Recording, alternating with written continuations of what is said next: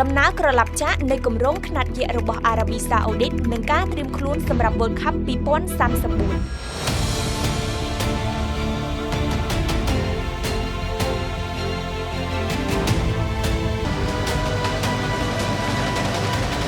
អ្នកទាំងអស់គ្នានៅចាំគម្រោង The Line ទេវាគឺជាគម្រោង Mega City Linear របស់អារ៉ាប៊ីសាអូឌីតបន្ទាប់ពីចំណាយប្រាក់$50,000 លានតាមរយៈការអាប់ដេតត្រឹមឆ្នាំ2026នេះគម្រោងនេះមិនទាន់ដួលរលំទាំងស្រុងទេប៉ុន្តែកំពុងជាប់គាំងទីក្រុងនេះនឹងបង្រួមប្រវែងពី170គីឡូម៉ែត្រមកត្រឹមតែ2.4គីឡូម៉ែត្រសម្រាប់ឆ្នាំ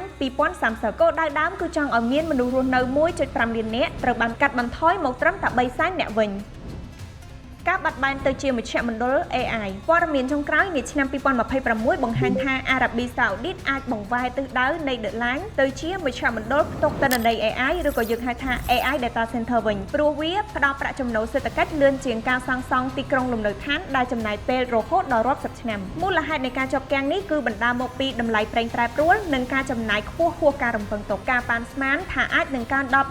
$8.8 ទ្រីលានក្នុងរយៈពេលវែងបានធ្វើឲ្យរដ្ឋាភិបាលសម្រេចចិត្តរឹតបន្តឹងខ្សែក្រវ៉ាត់និងកាត់បន្ថយគម្រោងណាដែលមិនចាំបាច់និងផ្ដោតលើគម្រោងណាដែលចាំបាច់សម្រាប់ World Cup 2034វិញ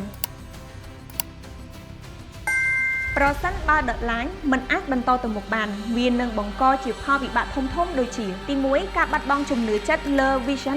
2030វិនិយោគិនអន្តរជាតិនឹងសង្ស័យលើសមត្ថភាពរបស់ប្រទេសនេះក្នុងការសម្រេចគម្រោងធំៗផ្សេងទៀតបច្ចុប្បន្នការដ្ឋានគ្រឹះនិងការជីកដីដ៏មហិមាត្រូវបានធ្វើរួចរាល់ហើយប្រសិនបើបោះបង់ចោលវានឹងក្លាយទៅជាការខ្ជះខ្ជាយធនធានធម្មជាតិនិងដែកដ៏ច្រើនសន្ធឹកសន្ធាប់គម្រោងនេះត្រូវបានគេដឹងថាប្រើប្រាស់ដែកថែបប្រហែលជា 20% នៃដែកដែលមានលើពិភពលោកក្នុងពេលសាងសង់គម្រោងនេះធ្លាប់រងការរិះគន់ពីការបណ្ដេញជនជាតិភាគតិចនិងលក្ខខណ្ឌការងាររបស់អ្នកសាងសង់បើគម្រោងនេះដួលរលំការលះបង់ទាំងនេះនឹងក្លាយទៅជារឿងឥតប្រយោជន៍និងប៉ះពាល់ដល់រូបភាពលើឆាកអន្តរជាតិវាបានក្លាយទៅជាមេរៀនមួយសម្រាប់ពិភពលោកថាបច្ចេកវិទ្យានិងការរចនាអាចហោះហើរបានខ្ពស់ប៉ុន្តែវាតែងតែត្រូវជាប់គាំងដោយសារកត្តាហិរញ្ញវត្ថុនិងការពិតនៃវិស្វកម្ម